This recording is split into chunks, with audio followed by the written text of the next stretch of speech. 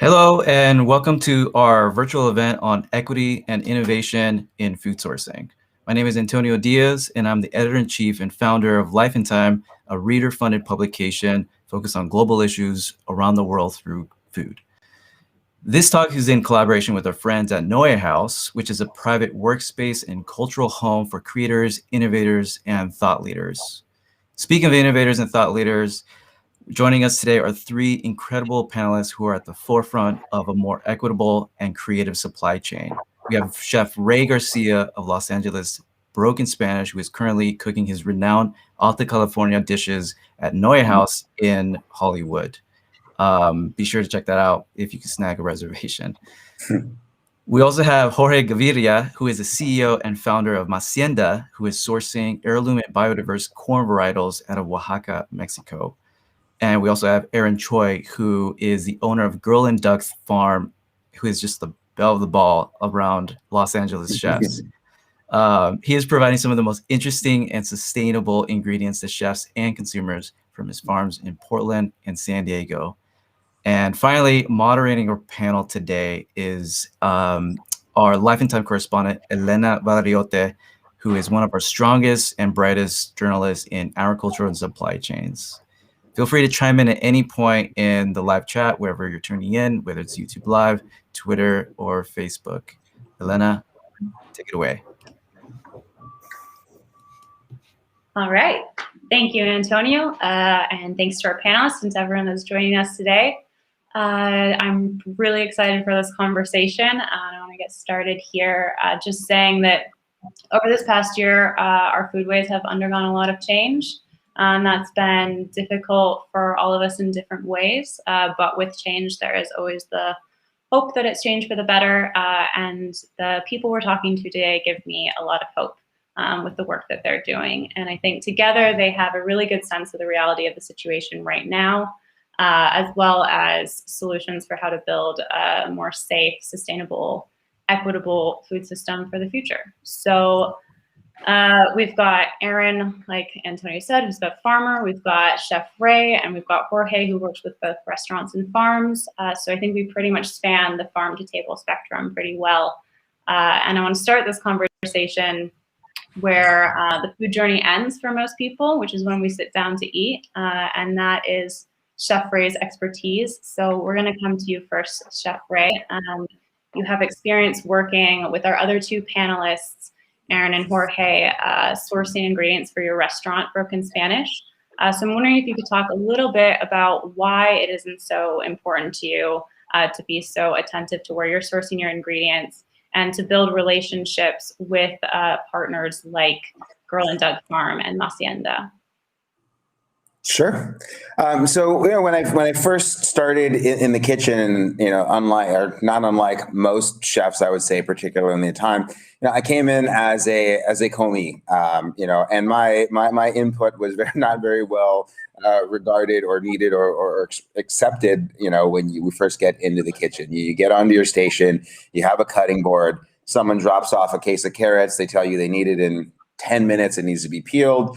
10 seconds later, they come by and they're asking for it. So your whole focus is get these carrots peeled, get this guy off my ass. Like let's get through service. Let's survive.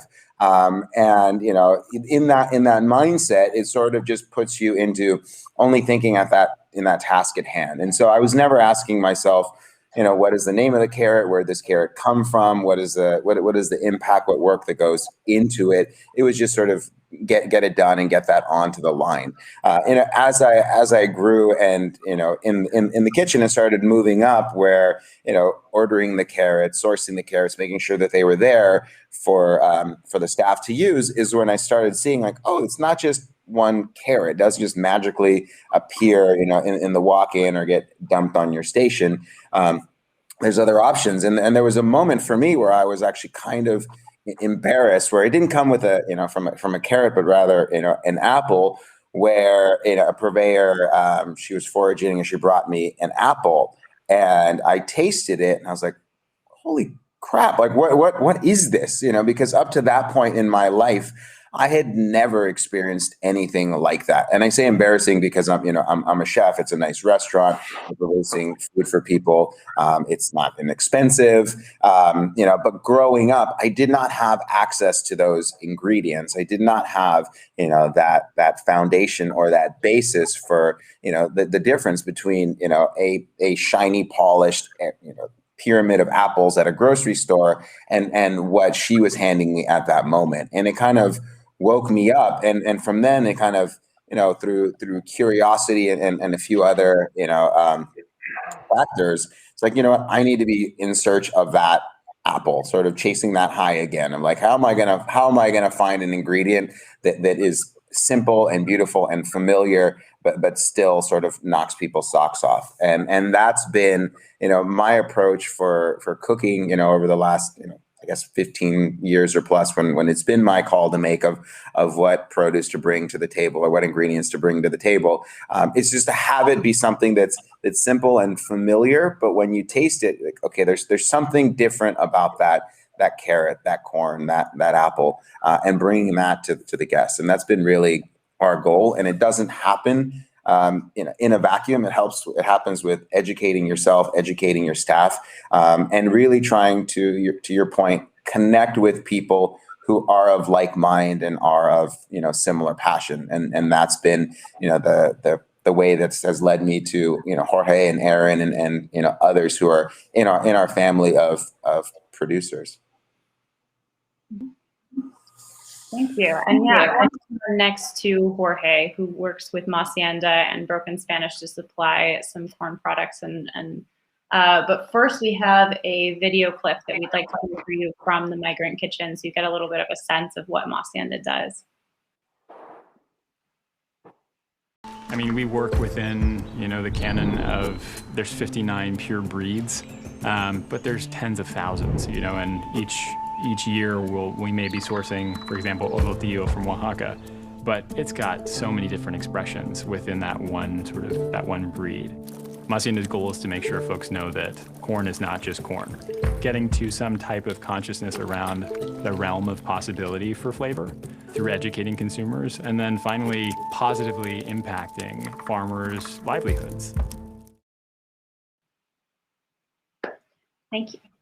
So turning to you, Jorge, just as Chef Ray has been very intentional with sourcing the ingredients for his restaurants, you've been very intentional with building relationships with your farmers through Masienda. And so I'm wondering if you could talk a little bit about why it's so important to you specifically to work with smallholder farmers in Mexico growing heirloom corn, rather than just finding a corn supplier in the US. Yeah, to me, it was sort of a missing link to solving sort of an intellectual problem about how you kind of turn the system that we've come to rely on corn in the United States on its head. The long story short is that there was, I don't know if it was so,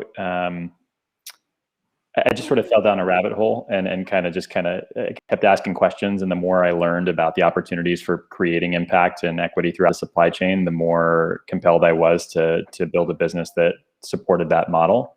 The long story short is that I wanted to start a tortilleria in New York that was like the tartine of, tortillas, and really kind of build this like cathedral to honoring a tradition that we don't really have a lot of connection with as consumers. And the more I kind of explored opportunities in the United States, the more I realized that like there was just something missing. It was missing in both sort of quality and story. And sort of that's what led me to Mexico in the first place, was understanding, well, this is the ground zero of this foodway. I should be exploring it, at its core, where it comes from. And, unsurprisingly, once I got down there, like the flavor was just a totally different experience. Similar to what Ray was talking about. I grew up eating these staples, my house and friends' homes. And it was something that was like wholly familiar and yet completely outside of the realm of anything I'd grown up consuming or, craving. And it ignited a whole new series of questions and curiosities about like what makes this kind of thing possible? Like what makes this amazing, phenomenal food experience something that, I can enjoy right now. You didn't have to look very much farther than the farmers and the people who are involved, preserving this supply chain that they've been doing for hundreds and thousands of years. And I think that the more questions you invite, the more kind of compelling the story becomes. These are folks who have been doing this for subsistence reasons, for generations. Obviously, there's a really kind of deep cultural significance of corn in Mesoamerica and Mexico specifically.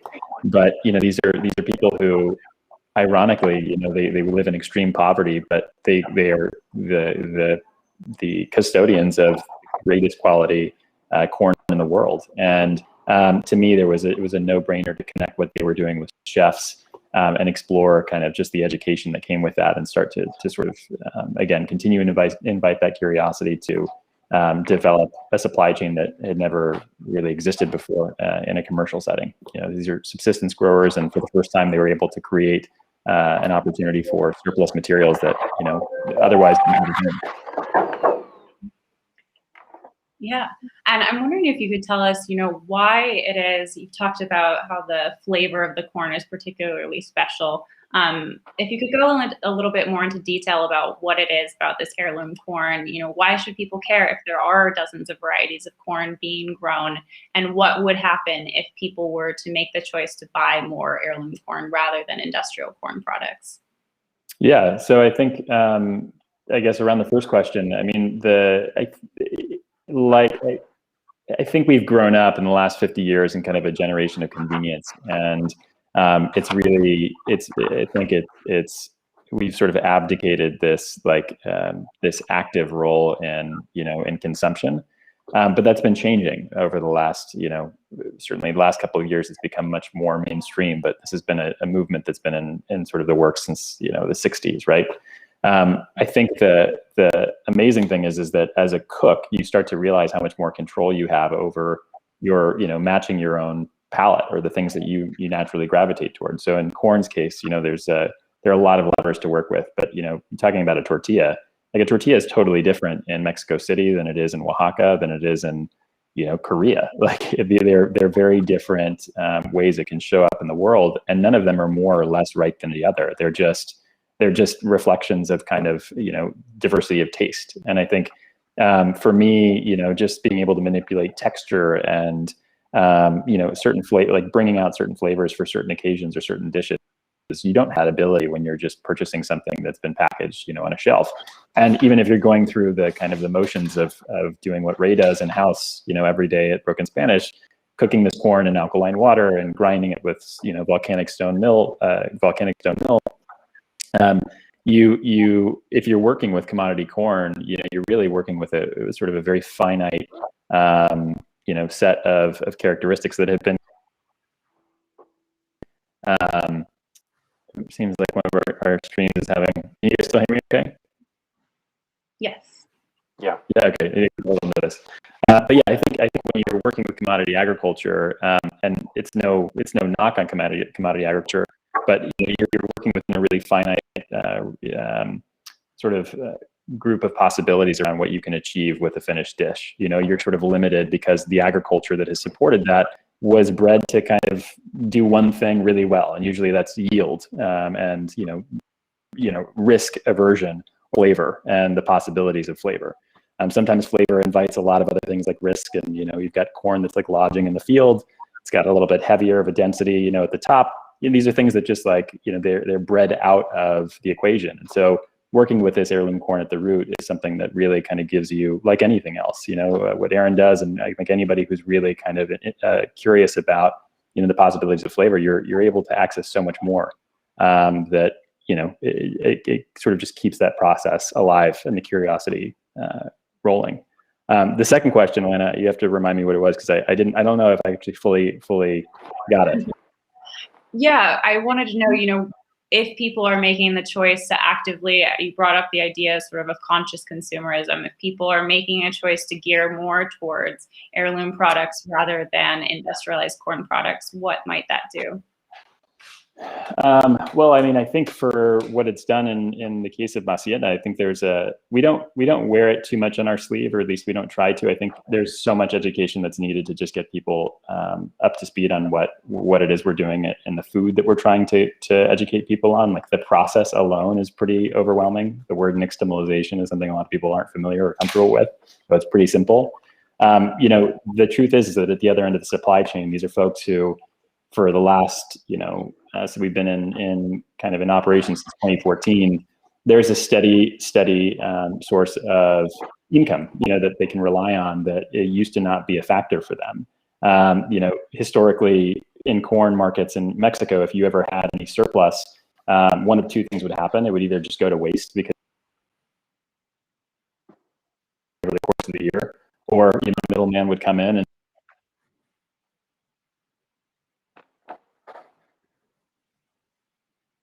that the funds and that they collected on it at a market. So these are folks who usually would just basically chalk it up to a loss, and there was increasingly less interest for these people to want to maintain their farm. You've got family members who then would leave to the United States, start working on farms or restaurants in the United States, or whatever jobs they could get. And as a result, the total output and the production would shrink each year. And it's a major concern for preservationists, because these are really special, unique varieties of germplasm, of biodiverse materials to work with. It's a concern, obviously, culturally, because there's a lot of erosion that happens in the traditions that, once there are fewer and fewer people to maintain them at home. And then, of course, there's also just like the food sovereignty and questions of economic independence that are obviously compromised in the process. So the goal with Masienda is that with every purchase, we are supporting the folks who are able to do what they do. And in fact, they're the ones who are made whole first in this whole process. We buy once a year during, basically in March around this time. And it's up to us to sell that, whether we can or we can't, for the rest of, the next 12 to 15 months after that. So farmers are made whole first, and really it's a no risk proposition for them, which is, I think it's an unusual way of doing business in this model, but it's one that, it certainly has helped, I think, prop up certain pockets of Mexico that we work in. And it's definitely, I think the proof is in the pudding. Folks keep coming back year over year to work with us, which is an honor. Thank you. There's so much in there I want to get to, but I also know that there are plenty of similarities between you and Aaron that I'd like to come to now. Sure. As an advocate for heirloom products, for biodiversity, and for educating consumers, I think, Aaron, at Girl and Doug Farms, you guys grow a lot of what are sometimes considered specialty foods, and a lot of that, what you've had success with getting people comfortable with these, has involved educating them about what is a lot of people, and sort of the distinctions between what is specialty, what are commodities, and what might even be considered weeds, depending on our cultural upbringing. So I was wondering if you could talk a little bit about that, and then also maybe give us some examples of dual produce that has benefited from a little bit of education from you guys. Sure. So I'll speak to a little bit of the earlier part that you spoke of, as far as there are some vegetables, especially among greens, that one culture may call weeds, but there's some other culture in the world that's going to call them staples. And so in my case, having grown up with a lot of different Korean spring greens, green vegetables, one of the immediate ones that come to mind, and one of our earliest products, is, for instance, different colors of amaranths. In Korea, for example, green amaranth is one of the most common, what I affectionately call roadside weeds, because they pretty much grow everywhere along the roads, in the countryside, and pretty much everywhere else that they can find space. So this is one of the earlier products that we began with, because I remember growing up with it, and whenever my mom would make namul, which is essentially a marinated greens side dish, banchan, with rice and some other proteins.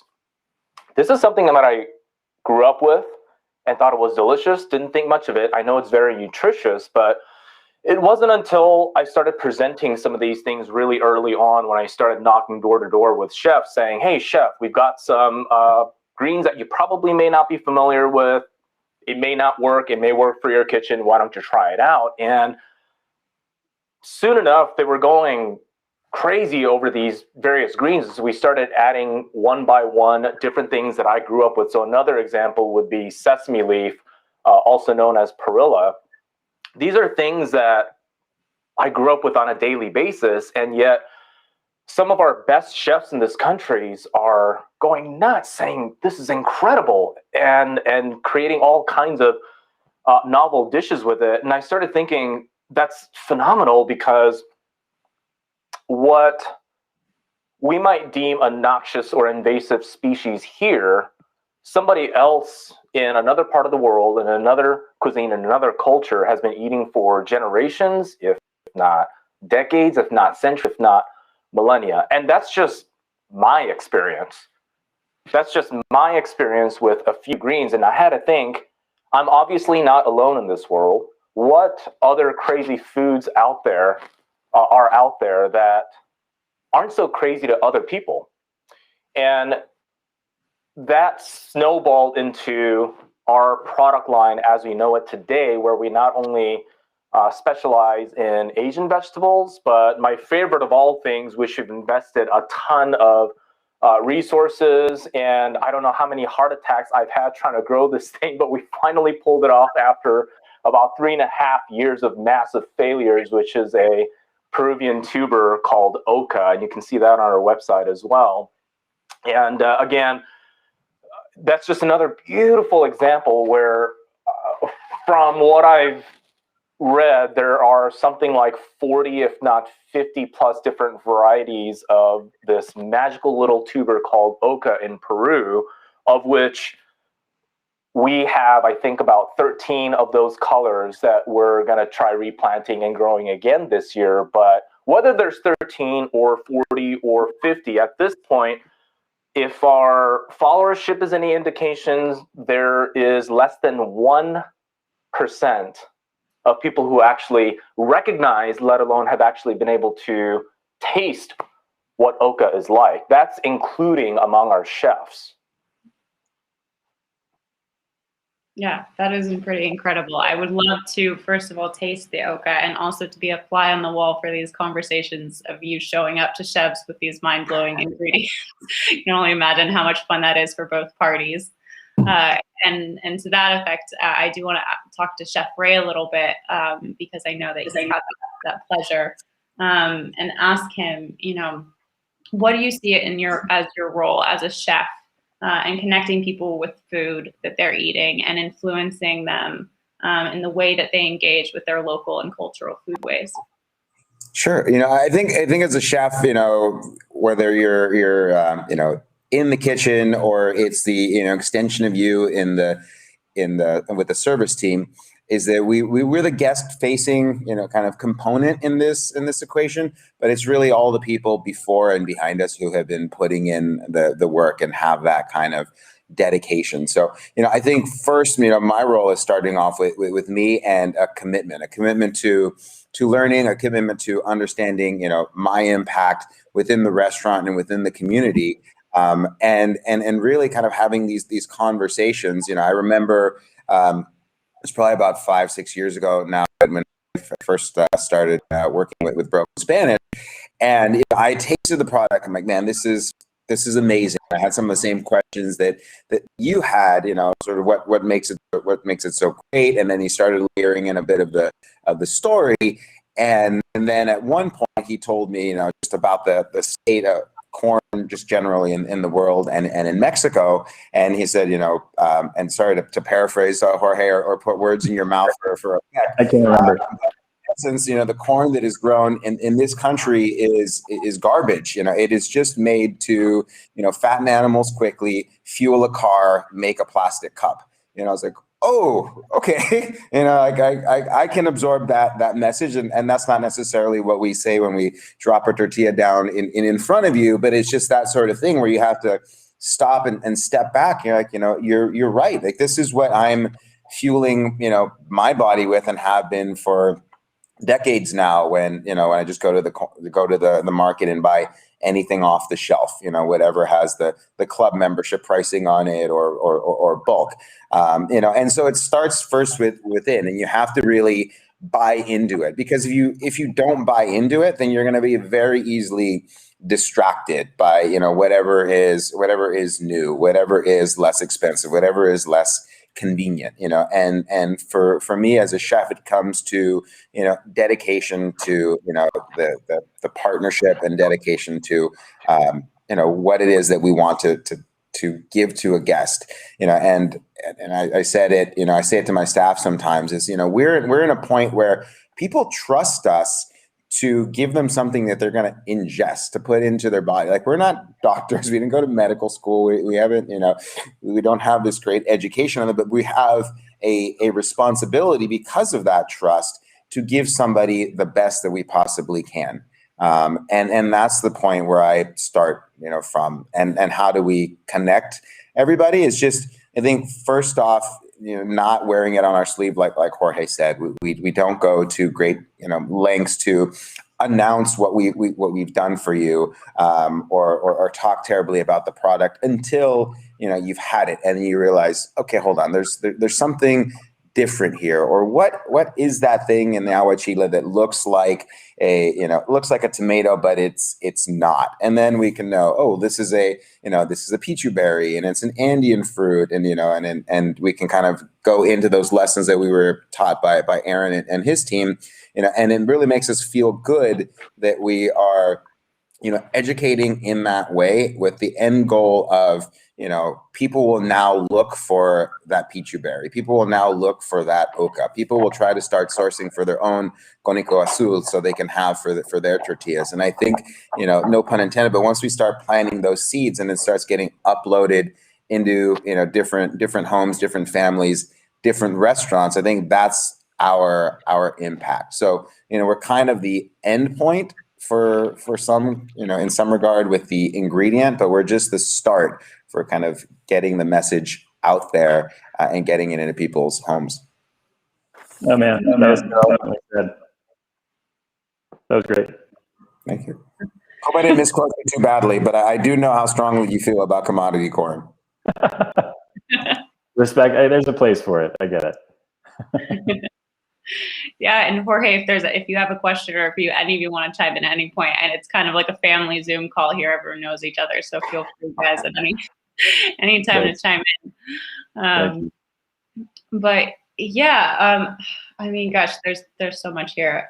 One thing that I do want to bring up is, you know, in a conversation like this, there is a certain amount of elitism that comes into any conversation that is talking about, you know, heirloom products and organic products, a lot of times, that we should be aware of.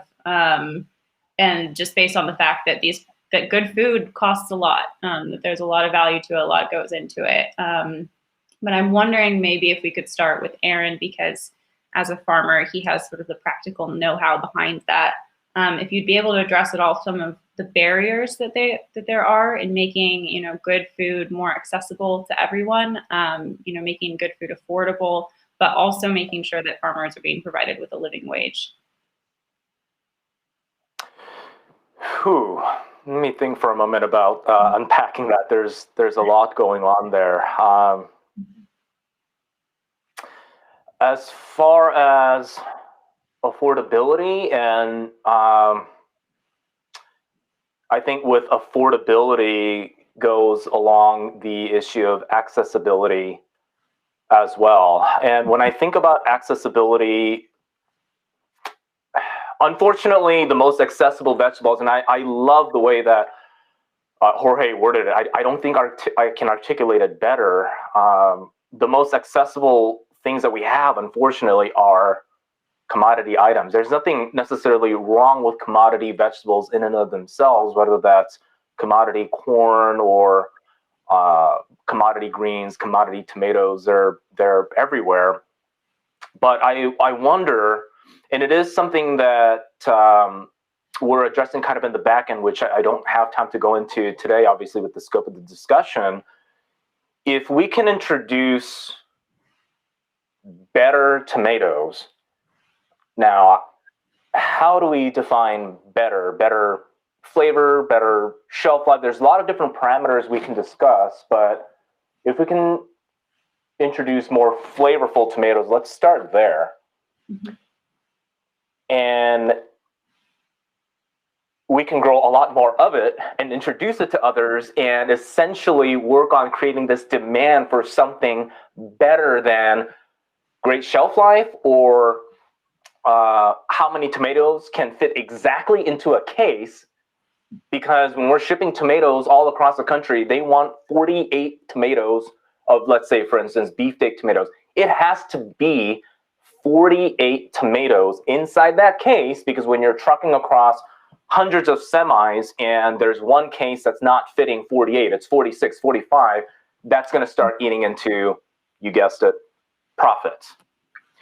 So if Girl and Duh can take one small step and hopefully inspire other growers to spark essentially something to the beginning, a big beginning of growing more flavorful tomatoes, something other than the sole goal of being longer shelf life, that might just be the beginning of creating a demand among the consumers for, I want something better. I don't want genetically altered beefsteak tomatoes that are sold a dime a dozen at your, big box retailers that are bred specifically for ultimately profit margins and not so much, well, everything else that Chef Ray said. We're talking about, ingesting into our bodies.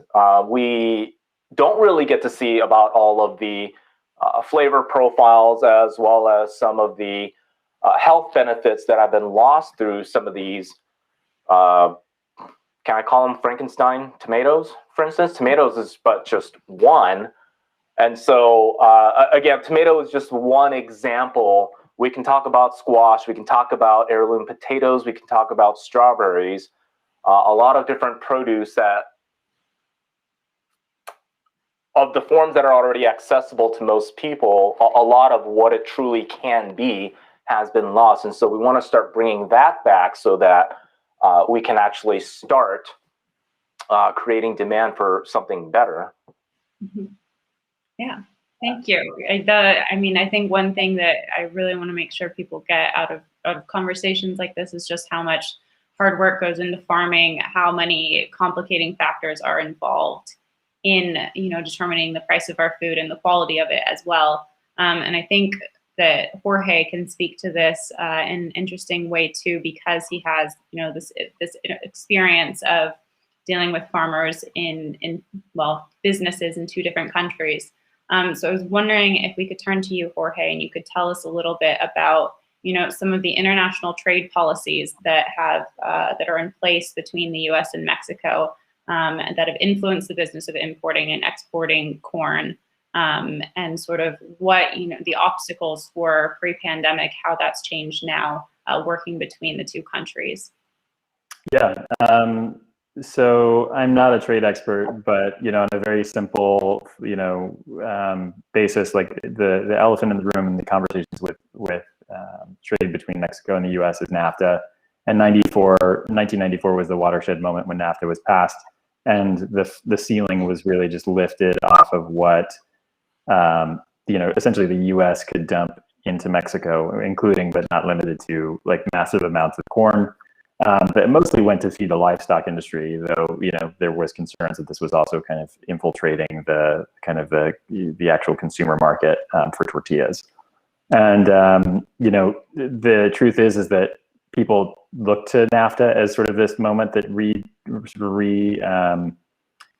it sort of obliterated an even playing field as far as agriculture especially is concerned. But it had been happening for a long time. Like it was already kind of in the works, and I think it just sort of acknowledged what had been there all along and made it a lot easier to do. So one of the effects of this was that obviously a lot of workers, particularly farmers, couldn't compete with the cheap pricing of commodity agriculture, and it was flooding the market. And so a lot really sort of just voted with their feet and crossed the border to find other opportunities. Not just because of NAFTA necessarily. I mean, like there is an allure of capitalism and a better life and safety and lots of things that go into these considerations. It's not just black and white, but an easy target is NAFTA, and certainly enough people have left as a result of just economic instability that was exacerbated by NAFTA. And so, yeah, you've got this dynamic that's occurring, for decades. It's still sort of happening with the kind of the recent trade revisions that have been made after the Trump administration. And the interesting thing with with Masienda was that this trade allows basically a really free exchange of agricultural products across the border, including corn. And I thought, just like, how ironic is this, that we're basically now importing corn from Mexico to the United States, which is the grain capital of the world. Like corn, as far as corn consumption and output, it just, like, on multiple levels, it just exceeds any country by a long shot. Yeah, I mean, I think it's pretty amazing that it's facilitated this kind of exchange in a different direction. It's certainly a drop in the bucket compared to what most, the average, like, trailer load is crossing the border in the other direction. We are pretty small, to say the least. But it is really encouraging that we can use those same laws and trade agreements to really benefit folks, as opposed to just hindering what they do and being a part of the problem. Yeah, and I wanted to ask about the agricultural systems that you work with as well. The farmers that you have there, I think it's really fascinating to know what about their way of growing corn in particular differs from how a lot of corn in America is grown. So I was wondering if you could tell us a little bit about the milpa, correct me if I'm pronouncing it wrong, yeah, system. It cut out, but I think you said milpa, and that sounded great. Yeah. Great. Yeah. Yeah, so the amazing thing is that, so the values that underpin the company, Masienda, is that, as far as sourcing is concerned, we pursue the best flavor possible, but, there are three key values that we look at. And ironically, flavor is dependent on all three of these values, or as it happens, they're dependent on all three of these values. The first is obviously supporting an independent farmer. The second is the, environmental sustainability of the practice, of agriculture that they conduct. And then the third is that we're supporting a really broad range of biodiversity and materials that we source from, so that we're not just sort of, encouraging the development of a monoculture like we do here in the United States. The amazing thing is that, those were the characteristics or the criteria that I was looking at when it came to developing the supply chain for this tortilleria that never started until, we all do our own, like, community service that we do at the end of this pandemic when we all get back together. We'll do this. Ray and I are going to launch this. It's going to be great. But the truth is that all of these farmers had been doing this their whole life. Like this is generations. Like as Aaron was talking about, there's a whole history of a better way of doing something and consuming something, and if we look closely enough. And though it's sort of anathema to what we do with corn in the U.S., farmers were already preserving a system of sustainable. It's like it's like oxymoronical to even say sustainable corn production, but it's like it is. They're growing it alongside companion crops like beans and squash, which help regenerate soil health. They are obviously also consumed together something that is incredibly nutritious and represents a complete sort of balanced diet. And so, it wasn't really hard to check the box for sustainability because these farmers are doing the right thing. On a sort of a more somber note, they also don't have a lot of money, and you don't have money to buy a lot of the inputs that you need for large-scale agriculture, anywhere in the world, including the U.S. So a lot of people are like, how are you maintaining that folks aren't using pesticides? And the reality is that most folks just can't afford it. It's just it's an issue of access as well. It is certainly something that is ultimately a benefit, but it's a reality just that farmers who are living at this scale of agriculture in this part of the world, that it's just not a event. And then we also focus in states where there's a really high concentration of biodiversity. In Oaxaca alone, it's one of the smallest states in Mexico, but it has, in terms of just overall diversity of culture and plant culture, and it's the most of any state, pound for pound, without a doubt. Like of corn, I think 35 of the 59 land races of corn originate in Oaxaca. They are endemic to Oaxaca. of traditional cultures and indigenous cultures. It has I think it's 11 different indigenous cultures exist within the country. I mean, or in the state. There's just such a biodiversity overall that help preserve that material. It's sort of just built into the culture of how things are done. So it makes what we do much easier. But we have to be really intentional about selecting for communities that are represent an opportunity of impact across all of those criteria. Mm-hmm. And continuing on the topic of biodiversity, I'd like to come to Aaron. I know that we've just been talking about farming, and you know plenty about biodiversity on your plot of land. So I'd love to hear about your farming philosophy, sort of what goes into your decision process for selecting which crops you're growing, and then what it is that motivates you to grow so many different kinds of crops, given the additional challenges that come, especially with these unusual varieties that you plant. Sure. I'm gonna cheat a little here. I've got these.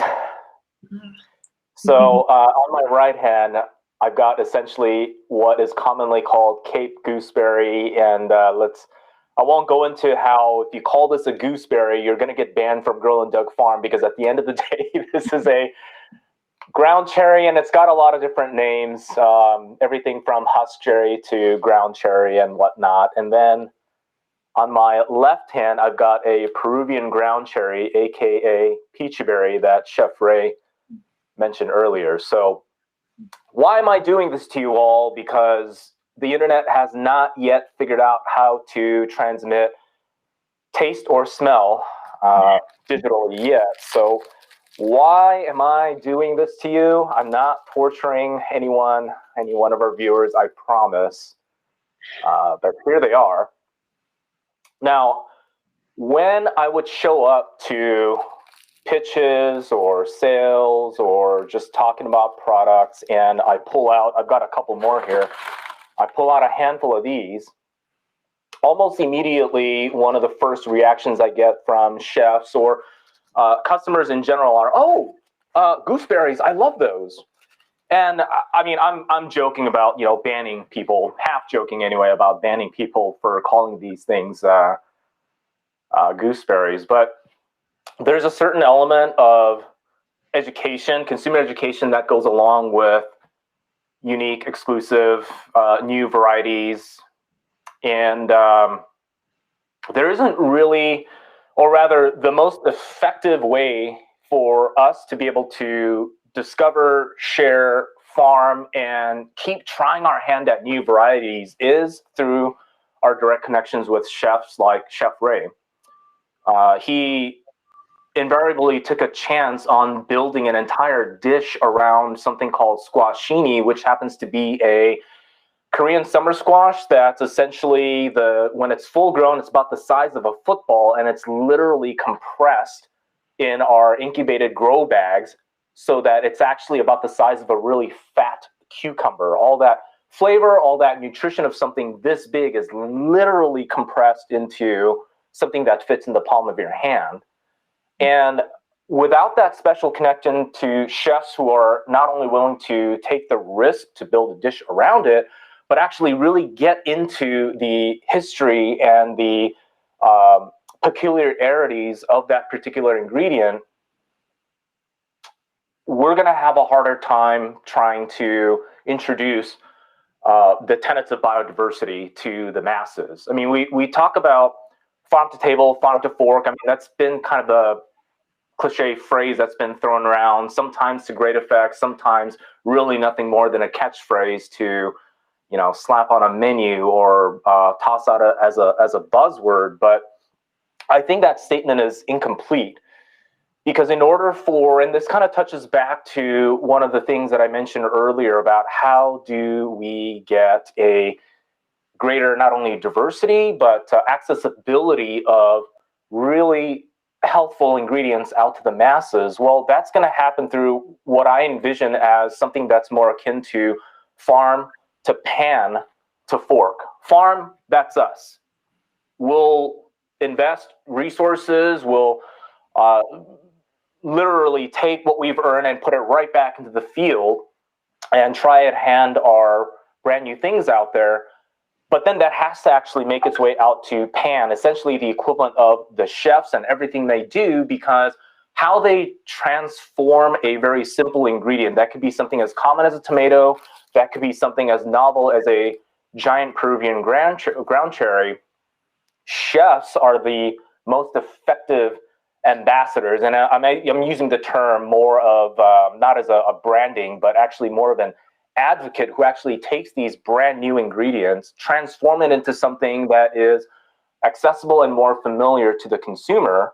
And therein lies our connection to the table/fork end of the spectrum. And without having that careful connection stage to stage, our ability to introduce new things is exponentially more difficult. Mm-hmm. Thank you. Yeah, and I think, you brought up here the importance of having, and what we hope, is conveyed in this, is that it has to be everyone involved, the whole supply chain from the grower to the consumer. And I think that, we've got the farmer, the supplier, the chef here, and the food system can't be the individual components on its own. Otherwise, it gets broken up, and there's a disconnect between the growers and the eaters.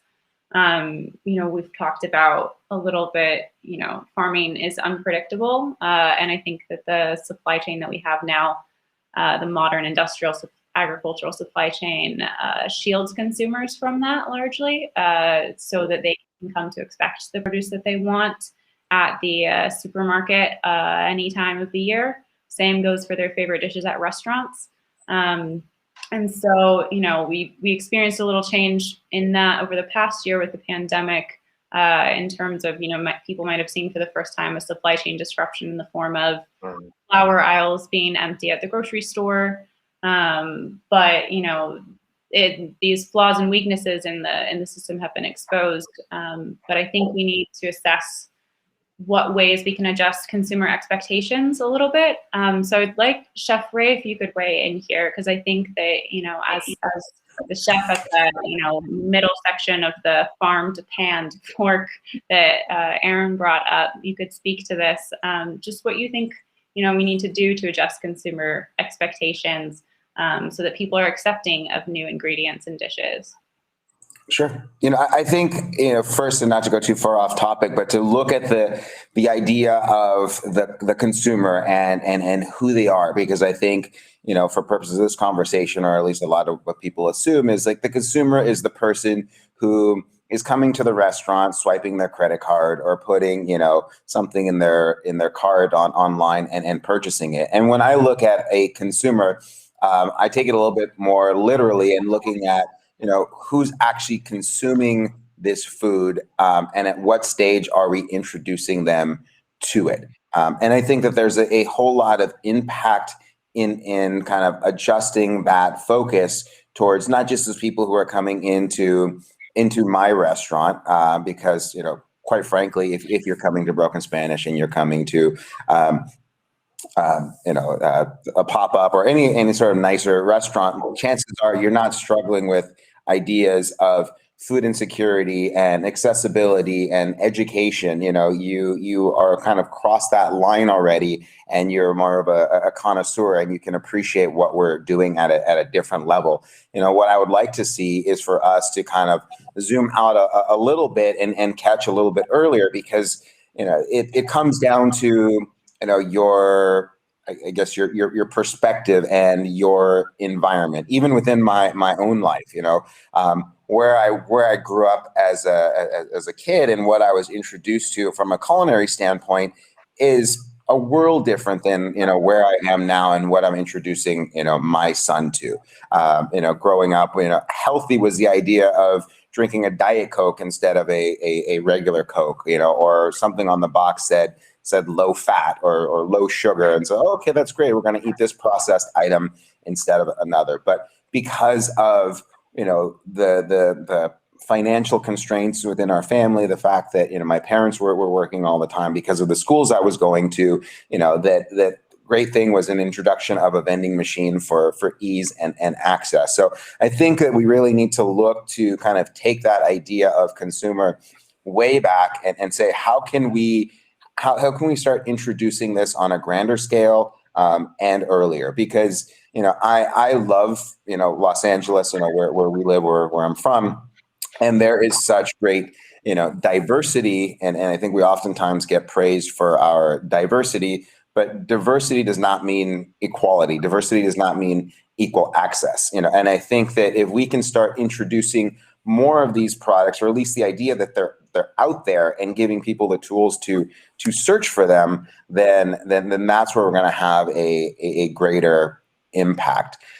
Because I work with children, at least when I have time. I've worked with elementary school to high school students to try to kind of impact and interject and sort of intersect some of their thinking. And there's a huge disparity between some students who I've worked with, and I've gone to their garden, and I'm impressed with their knowledge of heirloom tomatoes, and they're talking to me about recipes of fermentation and pickling and what they do from their home gardens, and I'm like not only am I impressed, I'm sort of motivated as a chef to step up my game, and then the same time, a week later, I will be dealing with a group of kids from an after school program, and I'll say, who likes to cook at home? And I'll get people who raise their hand, and I say, what do you like to eat? And they say, well, we boil some spaghetti and we put sugar on it. And then sometimes we put a little bit of milk. I'm like, whoa, that is totally, different. And we're not talking different countries. We're talking different sides of the 110 freeway. We're talking, different sides of the 405. And so I think we have to look at consumers in the sense of who is consuming this, how do we get them the right food, and how do we set them along the way? I don't know if I even answered the question that you were originally asking, but yeah, that's sort of my thought. No, that's great. What was the actual question, Elena? Sorry. It was I think you answered a lot of questions in there, and basically got at the idea here that we're adjusting consumer expectations, in introducing people to new ingredients. Aaron and Jorge all works to sort of educate people about welcoming other ingredients, working with seasonality, accepting that at the supermarket and at restaurants, they might not always have exactly what you want, but being okay with it.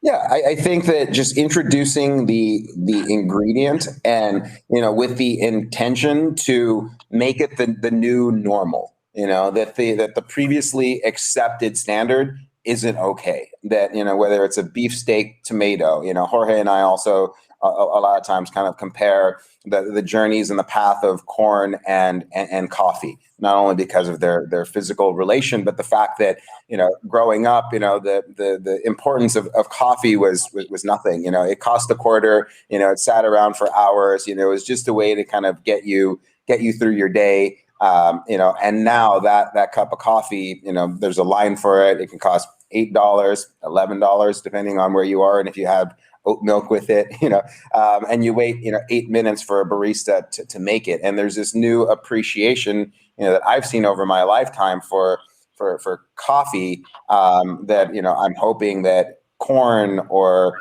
other ethnic cuisines, at a broader scope, will start generating or follow that same path. Great. Thank you. And it looks like we do have some audience questions here. So I think we're going to turn it over to Antonio for those. Make sure we get to everyone.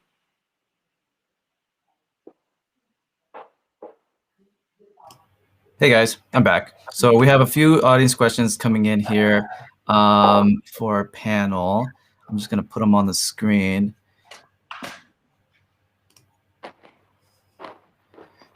How can we improve the connection between farmers and chef? Word of mouth doesn't seem enough. And this is kind of open to the whole panel here, whoever wants to chime in first. I mean, I will, I'm like a bit of an optimist on this one. And I think I always use this example of Devil Wears Prada and the scene where like she's, Anne Hathaway is talking to Meryl Streep and she's like, I don't really care about fashion. And she does, Meryl Streep responds and tells her this like long-winded way of understanding how this sweater that she took for granted that she's wearing came from this fashion show that happened like 3 or 4 years prior. And that culture is just moving constantly in a way where it's broadening, it goes from something that's very niche to something that's very broad and mainstream. And there's a process there. There's a machine, there's algorithms now that we can add to that equation that are constantly enforcing, I think, these connections. And I think right now, there's no doubt that like you are not, that at least the standard in restaurants is that you are very, very visibly working with farmers and celebrating those connections. Sometimes it's greenwashing and it doesn't mean very much, but other times, in most cases, especially the cases of the folks in this call, it's real and it becomes something that people want to replicate. And I think we're at a point now where there's actually a really strong connection between farms and chefs. I think what we need is sort of that next step in the equation of just sort of how does that translate to consumers and consumers accessing that. And I think that things are moving in the right direction. So I'd say things are going well from my vantage point. But it's a good Monday. I don't know. It's a good mood. I'll add something to that. I agree with Jorge. So I'm going to backtrack a little bit.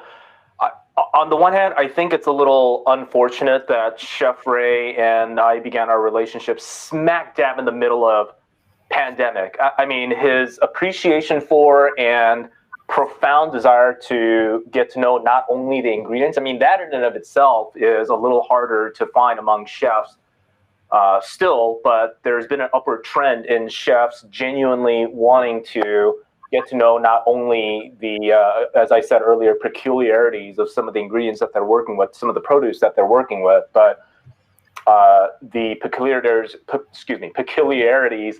of growing it and farming it and getting to know the farmer themselves, and then going one step further to actually say, hey, here's the farm that ingredient XYZ is coming from. I think that's been an increasing trend, at least in Southern California, for a little while now. I mean, are we doing well? Well, we can always be doing better for that. There are a host of restaurants and chefs who go out of their way to credit the farmers and even meat purveyors alike. And to the point of the question, actually asking how do we improve that connection, because it's already begun. It's a long shot, but I think there, that connection will gain a shot in the arm, if you will, with consumers, diners actually asking, hey, so I heard about this, magic corn from Masienda. Hey, I heard about this magic peachy berry. Oh, look, Chef Ray Garcia is using it on his menu, and actually have a more engaging dialogue, if you will, with the establishments that are using some of these and highlight them and talk about them more with family and friends. I know that's a really broad stroke to brush, but I think that's a really big part of it.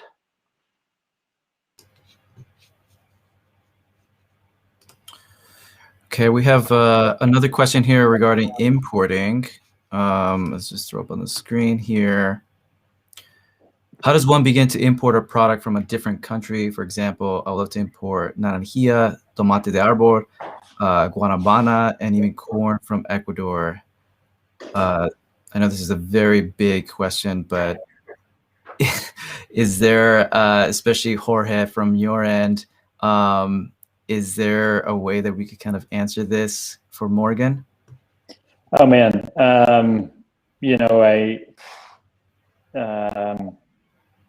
this is I'm going to get lost in the weeds on this one immediately, but I think exploring what the trade agreements are with that country is probably a good place to start. Fresh produce is a really hard one to import, which it sounds like all of them are. I don't know if naranjilla, yeah, that would be too. It's tough.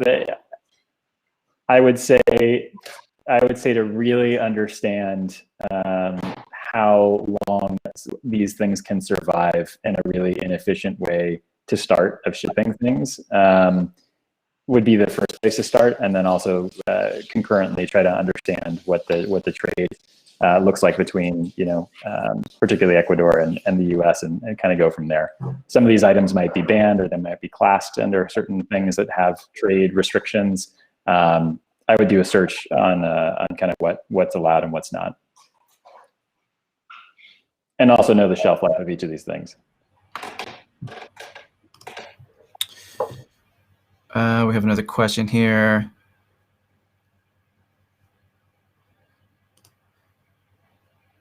Beyond sit-down restaurants, how is the organic, clean food industry working with emerging, healthy, casual restaurants like Sweetgreen? Yeah, Jorge or Aaron, are you just working directly with restaurants, like independent restaurants like Ray, or are you also working with like a much broader sort of organic, clean industry, like Sweetgreen, as Kelly's mentioning here? Yeah.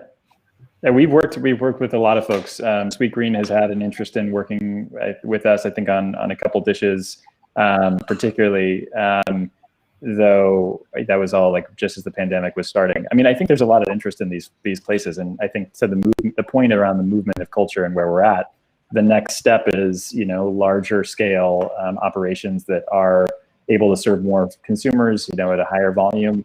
And that forces us to get really competitive on price and things like that, and think about the business model in a different way.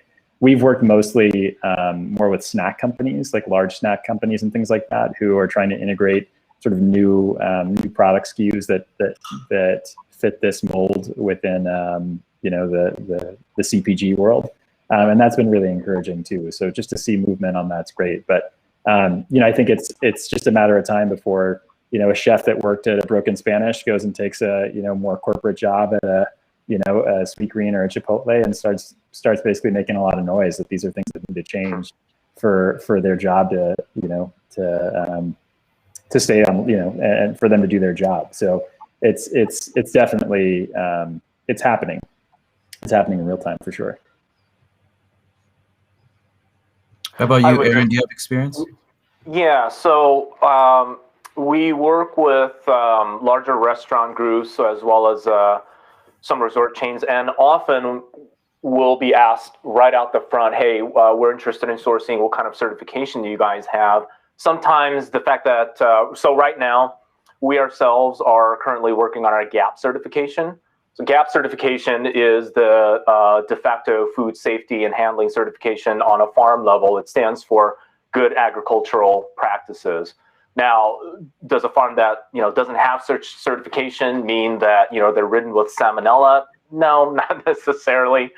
But the larger groups, obviously, from a liability standpoint, will want to see that at least we're in the middle of it, or the certification is in progress and whatnot. So oftentimes the individual group, customer, etc., will want to see that, and so there's that side of it. There's another group who wants to see that, plus some kind of again, progress in or working toward organic certification. So I found that it mostly comes down to the individual group or customer themselves who requires either or both certifications.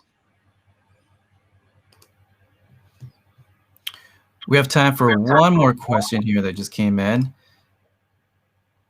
Would it be helpful to the farmers for us to ask our local grocers to carry their heirloom produce and products?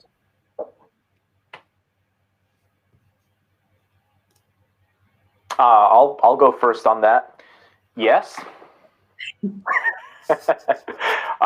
Yes. I have found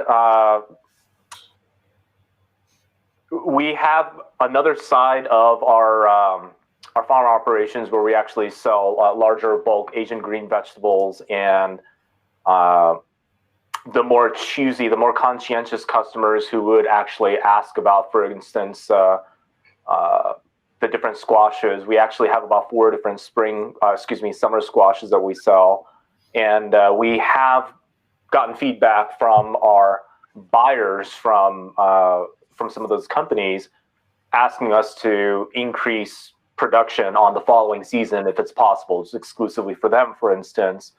And nearly every time I would ask why, not because I'm just curious, but more for, hey, this request is actually going to take more resources, more time, more labor and everything. So I need to know if this is a one-off thing or if you see a particular trend. And in almost every case, dare I say, every case that our customers have come back with like that, it is because customers are actively asking for girl and duck squashini or girl and duck 6-ball squash, for instance. So it absolutely does help. And I would actually extend that even more. It's an even more common instance that we hear from chefs who say, oh, we've heard about you from Chef Ray, Chef so-and-so and so-and-so. Or some of our customers are asking if you guys do other things beyond just greens. So it absolutely helps when consumers stand in and advocate for the producers.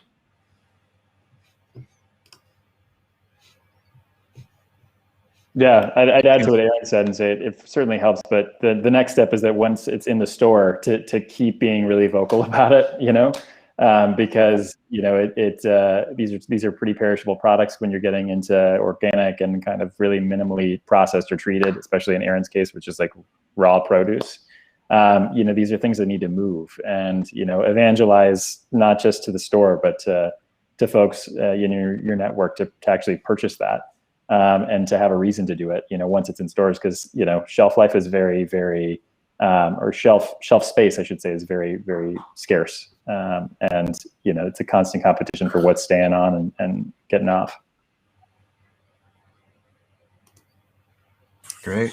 And I would just say very quickly, I mean, whatever you can do to support, wherever you find it easiest to connect, it helps us all. If you come to the restaurant, it helps Aaron and Jorge. If if you're buying from Jorge or Aaron, then it helps them stay in business and be able to keep the connection with my restaurant alive and thriving.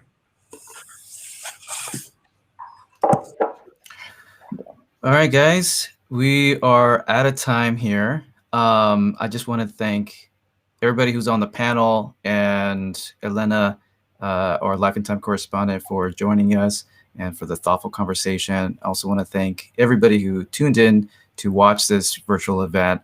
And a huge shout out to our friends at Noya House. Be sure to check them out. And like we mentioned earlier, Chef Ray Garcia is doing a pop-up at Noya House in Hollywood if you are in LA. And you could also learn more about Life Thyme. We have a membership and we're completely reader funded, completely ad-free. We rely on our members to support editorials so we can continue to do webinars like this and also to continue our reporting from all around the world.